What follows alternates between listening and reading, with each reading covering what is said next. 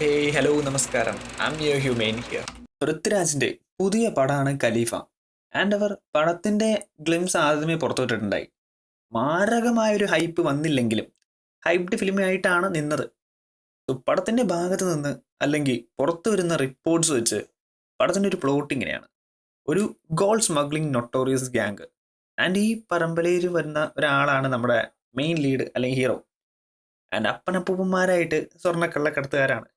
അപ്പൊ ഇവരുടെ പല സ്ഥലത്തുമുള്ള ഓപ്പറേഷൻസ്, അതേപോലെ വെസ്റ്റ് ഈസ്റ്റിലെയും ഇന്ത്യയിലുള്ള കള്ളക്കടത്ത്, ഗ്യാങ് വാറും കാണിക്കുന്ന ഒരു ആക്ഷൻ ത്രില്ലർ പടമാണ് മുഹമ്മദ് അലിയുടെ ചെറുമകൻ ആമിർ അലിയുടെ ഖലീഫ.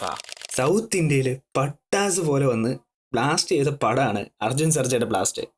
ബട്ട് സൗത്ത് ഇന്ത്യയിൽ മൊത്തം ഒരു ബ്ലോക്ക് ബസ്റ്റർ ബ്ലാസ്റ്റ് ആയിരുന്നു പടം. ഇപ്പോൾ പടം ഏകദേശം 100 കോടിക്ക് അടുത്തെത്താറായി. ആൻഡ് ഒരു ഫാമിലി ആക്ഷൻ ത്രില്ലർ കയറി കൊളുത്തിയ കൊളുത്ത് ചില്ലറയല്ല. ആൻഡ് ഇങ്ങനെ ഇരിക്കുന്ന സമയത്താണ് പടത്തിന്റെ ഭാഗത്ത് നിന്ന് വേറൊരു റിപ്പോർട്ട് വരുന്നത്.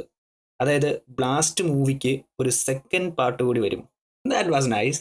ലാലേട്ടിന്റെ ദൃശ്യം 3 അങ്ങനെ ബോക്സ് ഓഫീസ് മൊത്തം കത്തിച്ച് തൂഫാനാക്കി ഇപ്പോൾ തിയേറ്ററിൽ നിന്ന് ഇറങ്ങാൻ പോവാണ്. ഏകദേശം 350 മുതൽ 400 കോടിക്ക് അടുത്ത് ഈ പടം വാരിയിട്ടുണ്ട്. ആൻഡ് ഇപ്പോൾ ദൃശ്യം 3 OTT വരാൻ പോവാണ്.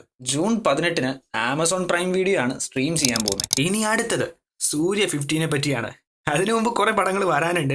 ബട്ട് സൂര്യ 50 എന്ന് പറയുന്നത് പുള്ളിയുടെ ഒരു മൈൽ സ്റ്റോൺ പടമായിരിക്കണമല്ലോ എന്ന് കരുതിയിട്ടായിരിക്കും നല്ല രീതിക്ക് ഡയറക്ടേഴ്സിന്റെ ഒരു ക്രൗഡ് സൂര്യ 50 ബ്ലോക്ക് ചെയ്യാൻ നടപ്പുണ്ട്.